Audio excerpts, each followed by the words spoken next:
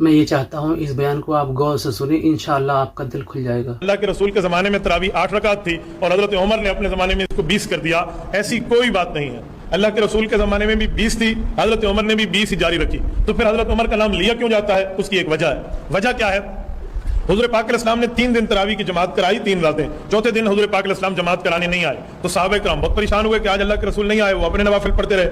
اللہ کے رسول صبح آئے نماز کے وقت، تو فرمایا مجھے پتہ تھا تم آئے ہوئے ہو، لیکن یہ ابو داؤد شریف کی روایت ہے، لیکن میں نہیں آیا اس وجہ سے کہ مجھے اس بات کا خوف تھا کہ اگر میں نے اب بھی چوتھے دن جماعت کرا دی نا تو آسمان سے وہی اتر آئے گی اور تمہارے اوپر فرض ہو جائے گا۔ خشیت ان یکتب علیکم، صحیح بخاری میں ہے، مجھے اس بات کا خدشہ تھا کہ کہیں وہی آ جائے اور تمہارے اوپر فرض ہو جائے تو تم مشکل میں پڑ جاؤ گے، لہٰذا آپ گھروں میں پڑھو۔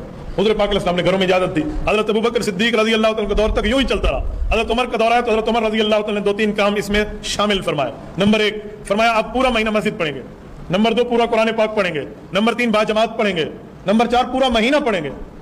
صحابہ کرام نے کہا امیر المؤمنین یہ کیسی بات ہے؟ حضور علیہ السلام نے تو گھر میں پڑھنے کی اجازت دی اور آپ پورا مہینہ مسجد کی جماعت کے پابند بنا رہے ہیں، وجہ؟ حضرت عمر نے فرمایا جب حضور پاک نے گھر میں پڑھنے کی اجازت دی تھی میں بھی تمہارے ساتھ شامل تھا یا نہیں تھا؟ کہ جی آپ بھی شامل تھے۔ تو کہا اللہ کے رسول نے کیا فرمایا تھا گھر جاتے وقت؟ کہ حضور پاک نے فرمایا تھا کہیں تمہارے اوپر فرض نہ ہو جائے، لہٰذا بہتر ہے کہ گھر میں جا کر پڑھو، وہی اترے گی تمہارے اوپر فرض ہو جائے گی۔ تو کہا ٹھیک ہے۔ اب حضور پاک چلے گئے دنیا سے، پردہ فرما گئے، جی پردہ فرما گئے، وہی ختم ہو گئی، جی وہی ختم ہو گئی۔ اب وہی اتر سکتی ہے؟ کہ جی نہیں اتر سکتی۔ کہ یہی تو میری دلیل ہے کہ حضور پاک نے اشارہ دیا تھا جب تک میں موجود ہوں اور وہی اتر رہی ہے گھروں میں پڑھو، میں دنیا سے چلا جاؤں وہی ختم ہو جائے گی اور ختم نبوت ہوگی تو وہی اترے گی نہیں، پھر مسجد پڑھتے رہنا۔ کہ یہ حضور پاک کا اشارہ تھا۔